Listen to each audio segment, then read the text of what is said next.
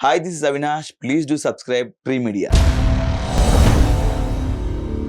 మీకు ఇండస్ట్రీ పరిచయాలు లేకపోయినా ఇక్కడికి వచ్చిన తర్వాత ఎవరో ఒకరిని పెద్దవాళ్ళని అప్రోచ్ అయ్యి ఇతని దగ్గర మనం అసిస్టెంట్గా జాయిన్ అయితే లేకపోతే ఇంకోటో ఆ అప్రోచ్ వన్స్ తీసుకున్న తర్వాత ఒక ట్రాక్ బిల్డ్ అవుద్ది. అలాంటిది ఏదైనా తీసుకున్నారా? అలాంటిది అంటే సార్ నాదేంటంటే సార్ ఎవరితో పరిచయం చేస్తే ఫ్రెండ్షిప్ చేస్తే వాళ్ళు నన్ను వదులుకోరు సార్. ఓకే. నాకు ఇండస్ట్రీలో చాలా తక్కువ ఫ్రెండ్స్ ఇంకా ఉన్నారంటే వాళ్ళతో ఇంకా బాండింగ్ ఫిక్స్ ఉంటుంది. ఓకే. ప్రజెంట్ కోన వెంకట్ గారు చాలా ఆయన ఏంటంటే సార్ నన్ను బిగ్ బాస్లో చూశారు. చూసి వెంటనే బిగ్ బాస్ నుంచి బయట రాగానే పులి మేక అని ఒక వెబ్ సిరీస్ చూశాడు. ఆయన ఫోన్ నుంచి కాల్ వచ్చింది నాకు. హలో ఎవరండి అని, నేను నెంబర్ లేదు నేను కోన వెంకట్ సారీ సార్ చెప్పండి సార్. ఒక వెంకీ, ఒక Dookudu, Baadshah, Ready, Dhee, blockbuster, that మాకు ఇష్టమైన జోనర్ కామెడీ. ఆయన ఫోన్ సార్ అవినాష్ ఒకసారి ఆఫీస్కి వస్తారా, మీతో మాట్లాడాలి ప్రాజెక్ట్ గురించి. వెంటనే పరిగెత్తుకుని వచ్చాను. ఫస్ట్ వచ్చి సార్ మీరు నాకు ఫోన్ చేయండి సార్, నాకు నేను బిగ్ బాస్ చూసానయ్యా అవినాష్, చాలా భలే ఆడాడు, బాగా నీకు కామెడీ టైమింగ్ నాకు బాగా నచ్చింది, బాగా ఎంటర్టైన్ చేసావు, కరోనా టైంలో బాగా నవ్వుకున్నాను అవినాష్ నేను. సార్ మీరు చూసారంటే నాకు షాకింగ్గా ఉంది సార్, చాలా చాలా థ్యాంక్ యూ సార్. ఇప్పుడు పులి మేక ఒక వెబ్ సిరీస్ చేస్తున్నాను, ఆ హీరో పక్కన త్రూ ట్రెండ్ క్యారెక్టర్ అనేది వెంకట్ అనే క్యారెక్టర్ చేస్తాను సార్. చేస్తాను అడుగుతారండి సార్, మీరు ఆర్డర్ అయ్యండి సార్ మీరు సార్. అప్పుడు మా జర్నీ పరిచయం అయినప్పటి నుంచి ఓకే G5 వచ్చింది అనమాట పులి మేక. అది చాలా రోజుల వరకు, కొన్ని నెలల వరకు టాప్ ట్రెండింగ్ నెంబర్ 1 లో ఉంది ఆ సిరీస్. దాని తర్వాత బ్యాక్ టు బ్యాక్ మొన్న వచ్చినటువంటి గీతాంజలి గీతాంజలి 2 ఆయనతో కూర్చుంటే చాలా నేర్చుకోవచ్చు సార్. మంచి రైటర్. దట్టు నేను జబర్దస్త్ ఉన్నప్పుడు మ్యాక్సిమం నేను చేసిన ఒక 300-400 టీములు స్కిట్లు చేస్తే దాంట్లో ఒక 100-150 స్కిట్ నేనే రాసుకుంటున్నాను. రైటింగ్ ఉంది. అయ్యో నాకు అది జబర్దస్త్ వల్లనే వచ్చి రైటింగ్ కూడా. చేస్తూ ఏంటి ఒక సిచ్యువేషన్ తీసుకొని, ఒక కాన్సెప్ట్ తీసుకొని దాన్ని నేను ఒక హోల్ స్కిట్ రాయగలుగుతాను. అండ్ ఒక క్యారెక్టర్స్ కూడా ఒక సీన్ చెప్తే సీన్ రాయగలుగుతాను నేను. ఓకే మంచి ఇప్పుడు ప్రజెంట్ జనాలకి ఏ కామెడీ నచ్చుతుందో అలాంటి కామెడీ నేను కూర్చొని రాయగలుగుతాను సార్. ఓకే నాకు టైం ఉంటే కూర్చొని మంచిగా రాసుకుంటాను నేను. అలా సార్తో కూర్చొని చాలా నేర్చుకోవచ్చు. కోనగారితో కోనగారు నాకు ఎలా అంటే ఇంకొక బ్రదర్ అని చెప్పాలా, ఒక ఫాదర్ లా అని చెప్పాలా, అంత నైస్ పర్సన్ అనమాట. ఆయనతో ట్రావెలింగ్ ఒక మెంటర్ లాగా. నాకు ఏమన్నా ప్రాబ్లమ్స్ ఉన్నా సార్తో షేర్ చేసుకుంటా, సార్ ఇది జరిగింది ఇది అని. అలా ఇంకా ఆయన చాలాసార్లు 2-3 సార్లు నన్ను స్టేజ్ మీద, సార్ నా దృష్టిలో మీరు రైటర్ గా సార్ ఒక క్రియేటర్ అని చెప్తాను. మంచి మంచి క్యారెక్టర్స్ క్రియేట్ చేసాను. ఒక మెక్డోల్ మూర్తి కానీ, ఒక షికాగో సుబ్బారావు క్యారెక్టర్స్ కానీ, బాద్షాలో అంటే వెంకీలో అది ఉంటారు కదా స్వామీజీ పేరు, మన ఆయన పేరు మల్లికార్జున గారు క్యారెక్టర్. అలా క్యారెక్టర్స్ పేర్లు డిఫరెంట్ ఉంటాయి దాంట్లో. రావు గారు ఏదో ఉంటుంది, డిఫరెంట్ క్యారెక్టర్స్ బ్లాక్ అవి ఇప్పటికీ మైండ్ ఉండిపోతాయి క్యారెక్టర్స్. Right full నవ్వుకుంటాం. ఇప్పుడు ఆయన క్రియేట్ చేసే సినిమాలు బ్రహ్మానందం గారు ఇప్పటికీ మీమ్స్ లో, ట్రోల్స్ లో, ఈ యూట్యూబ్లలో, ఇన్స్టాగ్రామ్ లో వస్తుంటాయి. కరెక్ట్ ఆయనతో ట్రావెలింగ్, ఆయన బాగా క్లోజ్ సార్. మీరు అడిగిన ప్రశ్నకి ఆయన ఒక పరిచయం అయ్యారు. ఆయనతో ఆయన ఉన్న సినిమాలో చెప్తుంటారు. ఎందుకంటే ఇప్పుడు ఆయన పరిచయం ట్రాక్ బిల్డ్ అయింది. అంతకుముందు నాకైతే అంటే ఏమో తెలియదు సార్. నేను గెటప్ శ్రీను నాకు బాగా ఫ్యామిలీ ఫ్రెండ్ లాగా, నాకు బ్రదర్ లాగా గెటప్ శ్రీను. ఓకే, ఆయన ఒక్కడే క్లోజ్ సార్. ఇంకా మిగతా అంత క్లోజ్ ఎవరు లేకుండే సార్ నాకు. ఓకే నేను అంటే అప్పుడే ఇండస్ట్రీ తిరుగుతున్నాను అవకాశాల కోసం. చిన్న సినిమాలు చేశాను సార్ కొన్ని. అవి పేరు మీకు తెలిసి ఉండకపోవచ్చు. అవి చిన్న సినిమాలు. ఓకే, అవి ఉంటాయి చిన్న సినిమాలు 10-15 దాకా ఉంటాయి సార్.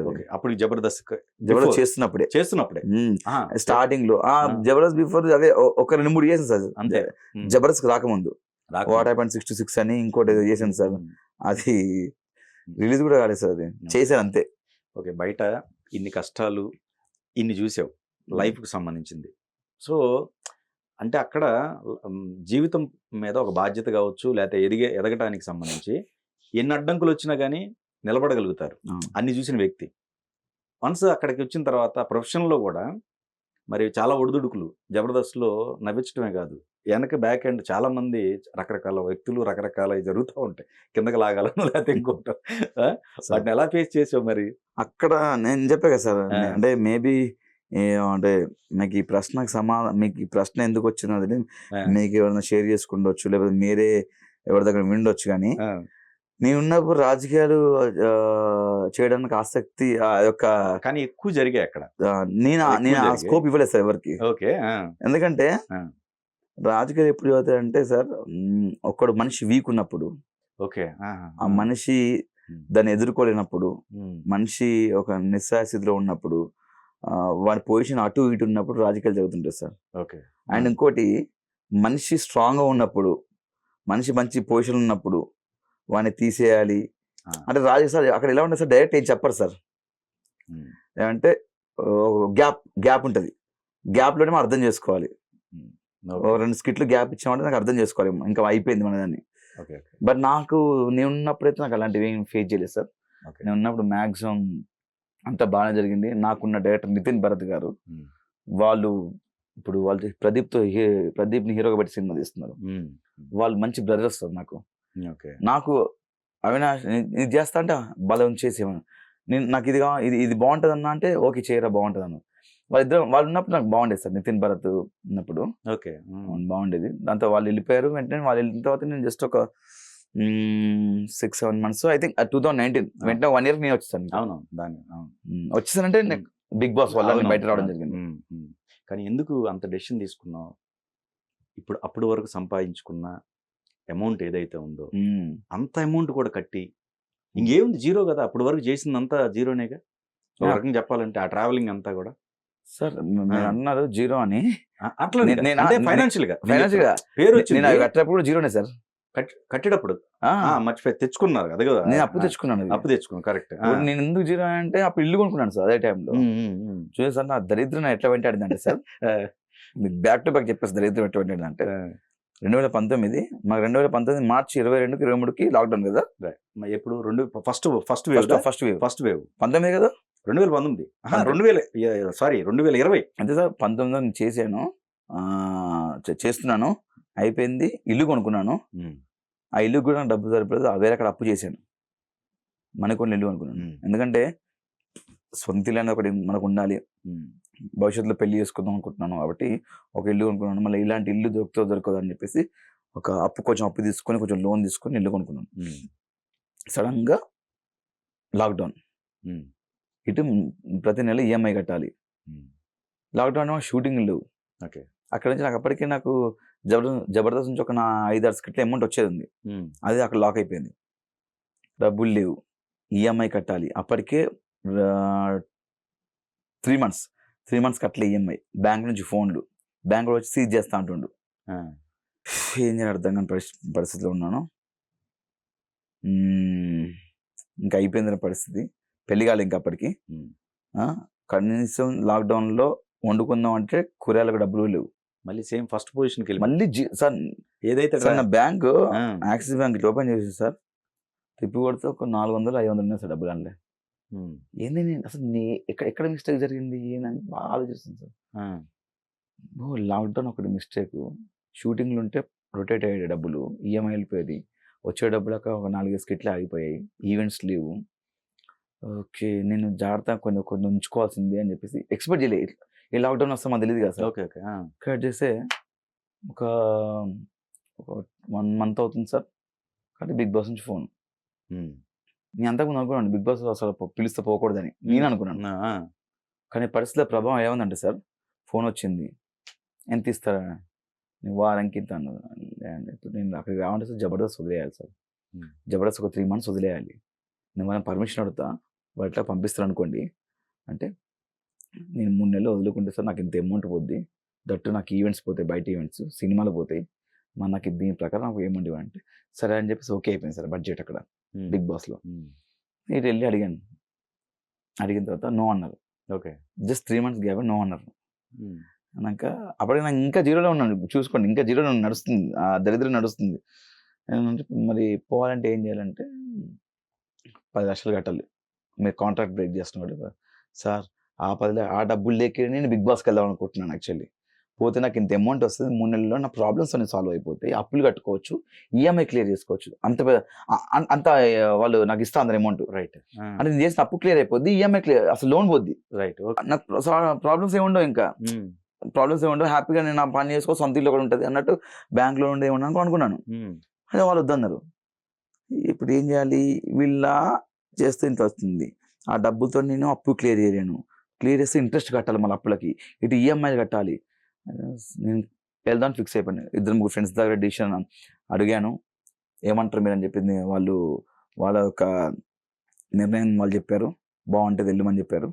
సరే అని చెప్పేసి ఇంకా సరే సార్ వెళ్తా అని చెప్పి, 10 లక్షలు చూడండి సార్, నేను ఇన్ని సంవత్సరాలు వర్క్ చేస్తాను కదా, కొంచెం మీరు చూస్తే బాగుంటుంది అన్నాక, లేదు అవినాష్ రూల్స్ అంతా అందరికి రూల్స్, మరి నువ్వు పోతే తర్వాత ఇంకోటి వెళ్తారు అంటే, అసలు నువ్వు మా దగ్గర పని చేయాలి, అసలు ఇక్కడ నువ్వు పని చేస్తే ఇక్కడ తప్ప ఎక్కడ పని చేయొద్దు అన్నారు. అలా ఎలా ఉంటుంది సార్, ఇప్పుడు ఒక కంపెనీలో, సాఫ్ట్వేర్ కంపెనీలో పనిచేస్తాడు, ఒక జాబ్ చేస్తున్నాడు, ఇంకో కంపెనీలో హెచ్ఆర్గా ఉద్యోగం వస్తున్నాడు, 100% వెళ్తారు కదా, మంచి హైక్ ఉంది, మంచి శాలరీ ఉందంటే ఎవరు వెళ్తారు. ఇప్పుడు ఒక సినిమాకి ఇంకో సినిమాకే మనం పేమెంట్ లైక్ మారుస్తున్నాము, సినిమా హిట్ అయితే ఒక రేట్ వస్తుంది తీసుకుంటున్నాము, అది అలా ఎలా అంటారు సార్ నాకు, లేదు ఇక్కడ పని చేస్తే ఇక్కడనే పని చేయనగా నాకు ఏదో అనిపించి, ఓకే సార్ 10 లక్షలు కడతా అని చెప్పేసి సార్. ఓకే, 10 లక్షలు కట్టేస్తాను సార్ నేను మీకు, నాకు నో ఎన్ఓసి లెటర్ వచ్చాను. అప్పటికప్పుడు ఫ్రెండ్స్ దగ్గర అక్కడ 5 లక్షలు, ఇక్కడ 2 లక్షలు, 3 లక్షలు వెంటనే తీసుకుంది. నేను వాళ్ళకి చెప్పా, బిగ్ బాస్ వాళ్ళకి నాకు అడ్వాన్స్ ఇవ్వాలి మీరు, ఎందుకంటే అడ్వాన్స్ మళ్ళీ ఇక్కడ క్లియర్ చేయాలి నేను అప్పులకి, ఈ 10 లక్షలకి, ఎందుకంటే నేను మళ్ళీ లోపలికి వెళ్తే 3 నెలలకు రాను. కరెక్ట్. అప్పుడు నేను ఇక బ్యాడ్ అయిపోతుంది, ఫ్రెండ్షిప్ పాడైపోద్ది. అన్నాక ఇక్కడ తీసుకొని అక్కడ కట్టేసి ఎన్ఓసి తెచ్చుకొని అక్కడ అడ్వాన్స్ మళ్ళీ ఇక్కడ క్లియర్ చేసి లోపలికి వెళ్ళిపోయా. లోపలికి వెళ్ళిపోయా జీరోని, ఇంకా మళ్ళా వాళ్ళ సెట్ చేసా, జీరోనే ఉంది ఇంకా. మళ్ళీ అప్పుడు బయటకు వచ్చిన తర్వాత వాళ్ళు వచ్చిన పేమెంట్తో నా ప్రాబ్లమ్స్ అన్ని సాల్వ్ అయిపోయి, వాళ్ళ దగ్గర ఎన్ని సంవత్సరాలు పనిచేసాను అమౌంట్ వాళ్ళకి ఇచ్చేసా. అవును, అక్కడ అవును, వాళ్ళకి ఇచ్చేసా, అదే ఫ్రీగానే చేసా మొత్తం వాళ్ళకి. ఇన్ని సంవత్సరాలు ఫ్రీగానే చేసా. వాళ్ళు నాకు ఇచ్చింది, వాళ్ళకి నేను వాళ్ళు నాకు అవకాశం ఇచ్చారు, అవకాశం నాకు చెమ్మక్ చంద్ర గారు ఇచ్చారు, చెమ్మక్ చంద్ర గారు అవకాశం ఇచ్చారు నాకు ఫస్ట్ టీంలో. నా పర్ఫార్మెన్స్ చూసి వాళ్ళు టీమ్ లీడర్ నాకు ఇచ్చారు. రైట్. వాళ్ళకి కంటెంట్ ఇచ్చా, వాళ్ళు నాకు డబ్బులు ఇచ్చారు, నేను పోతా అన్న, డబ్బులు అడిగారు, వాళ్ళ డబ్బులు వాళ్ళకి ఇచ్చి వచ్చాం మళ్ళీ. ఫస్ట్ అండ్ లాస్ట్ మీదేగా? అంతే అండి, ఈ రికార్డు నాదే. ఫస్ట్ సార్ అక్కడ జబర్దస్త్ అందరూ షాక్ అయ్యారండి సార్, పిచ్చోడా ఏం చేస్తారు, అదే ఎందుకనే ఫస్ట్ అండ్ లాస్ట్ అన్న. అవును సార్, ఇంకొకళ్ళు ఈ స్టెప్ ఎవరు తీసుకోరు అనుకుంటా. తీసుకోరు సార్, బట్ నేను తీసుకున్న స్టెప్ మంచిదో కరెక్ట్ రాంగ్ మీరే చెప్పాలి. ఇప్పుడు నేనున్న చూస్తే ట్రాక్ చూస్తే చాలా మంది అప్పుడు తిట్టారు సార్. ఓకే, దాంట్లో ఉన్న కంటెస్టెంట్స్ నేను బయటకు వచ్చిన తర్వాత ఇప్పుడు నన్ను అంటున్నారు సార్, బా ఇంత మంచి నిర్ణయం తీసుకున్నావురా, ఎంత మంచి స్టెప్ చేస్తున్నారా, ఏమో మేము తీసుకున్న బాగుంది అనిపించింది అన్నారు వాళ్ళు. ఓకే, కొంతమంది అన్నారు, పేర్లు ఎందుకు కానీ. అదే అంటే సార్ ఇప్పుడు నాకంటే ఒక సోలో రికగ్నిషన్, స్టార్ మాలో ఒక 2 షోలు, నేను ఎప్పుడు స్టార్ మాకి థ్యాంక్స్ చెప్పుకోవాలి సార్. ఓకే, ఎందుకంటే నేను జీరోలో ఉన్నప్పుడు అది ఈఎంఐ కట్టలేని పరిస్థితుల్లో నేను కొనుక్కున్న ఇల్లు బాలికల నుంచి దూకి సూసైడ్ చేసుకునే థాట్లో ఉండే. నాకు మళ్ళీ బిగ్ బాస్ స్టార్ మా ఒక పుణ్యజన్మ ఇచ్చినట్టు నాకు. అంటే ఏదైనా షో అయిపోయిన తర్వాత ఆర్టిస్ట్ వదిలేకుండా వాళ్ళు, అంటే ఆ విధంగా నేను కంటెంట్ కూడా ఇస్తున్నాను సార్, ఫన్. ప్రతి షోలో ప్రతి ఈవెంట్ లో అవినాష్ కి స్టార్ మా ఎప్పుడో ఒక కంపల్సరీ అవినాష్ ఉండాలి అని ఒకటి పెట్టారు.